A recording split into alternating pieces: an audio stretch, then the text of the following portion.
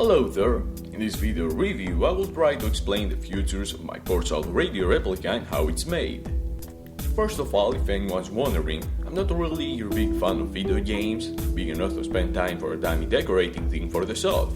But I really wanted to make something out of Portal, so I decided to make something that I'm gonna actually use. And since I'm an audiophile, I decided to make something like the Portal Radio.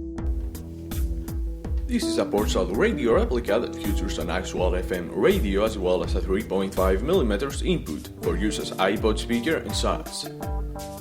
Behind the front right slot you can find two switches, one that switches on the radio circuit and a momentary that changes the channels. Of course that's not enough because you need to turn on the amplifier by using the knob on the top. The knob has a play of half to one turn when you want to turn on the amplifier, as the axle down to the potentiometer is made by a flexible wire insulation. On the front there are some LEDs on the inside for indirect lighting, the half blue ring that the actual Portal radio has. Instead of the 85.2 FM, I decided to put a 3D looking Aperture logo, as the radio circuit really can tune to that frequency. And originally I wanted to put a screen to show the frequency that the radio circuit is tuned to, but I really didn't have any radio circuits available with a sort of screen. The 3.5 inches full range speaker is powered by a TA2025 based amplifier that has its channels connected in parallel.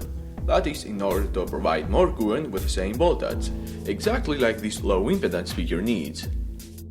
The amplifier has been took from some old PC speakers.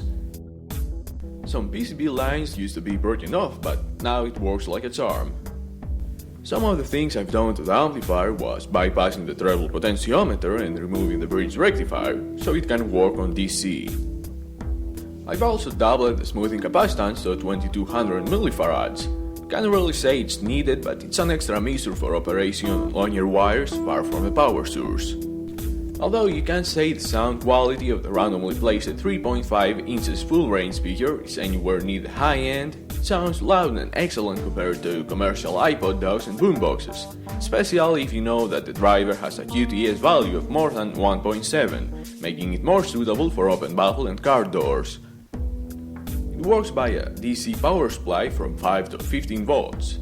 The radio circuit is powered by an LEDs for ward voltage of 3 volts, so I won't be forced to have an unnecessary voltage regulator inside. A switching power supply regulated to around 12 volts with around 1 ampere continuous is ideal and efficient. The radio is not portable at this time, but to make it portable, all I need is a battery like this 10 volts 5-cell lead-acid battery wired in parallel to the DC input.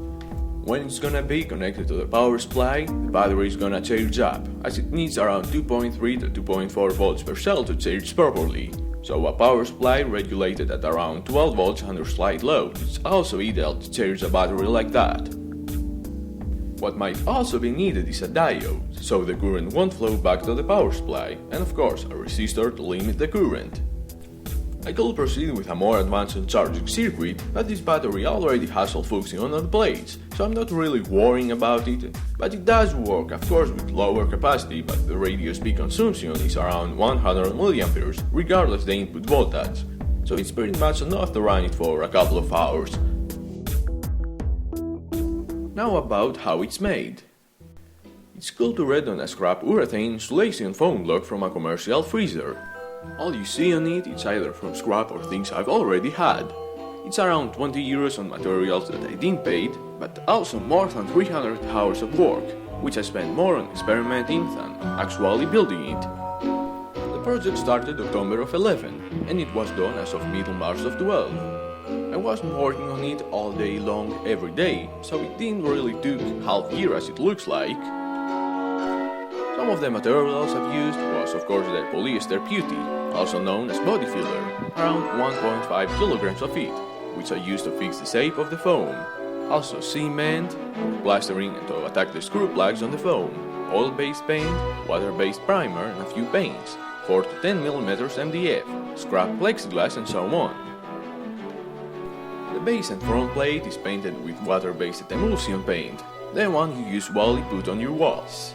It was mixed with Ripolin to make the grey color, and it was primered with nitrocellulose sanding sealer, as well as water-based primer. It was smoothed out with polyester putty. The core has multiple coats of sanding sealer between the putty coats. It was primered with water-based primer, painted with an HVLP paint gun to glossy white. The paint was oil-based, but the second coat was screwed up by the dust, and since there were more stains visible as the coats were light, I decided to paint it using water-based emulsion paint, and a few coats of Ripolin until the putty stains stopped being visible. What I tried to do was polish the matte water-based paint using buffing compound, something I haven't done before and didn't give the results I wanted, so I repainted to around 10 to 15 coats altogether. It's glossy because I thinned each spoon of oil-based paint to 2 spoons of white spirit, which I applied with a roller. It has a nice texture on the surface, which looks like the textures of the walls painted with water-based paint. Kind of heavy radio, I can say, but I'm not really worrying to not getting on my head, falling from a portal on the ceiling. That's all, thanks for watching.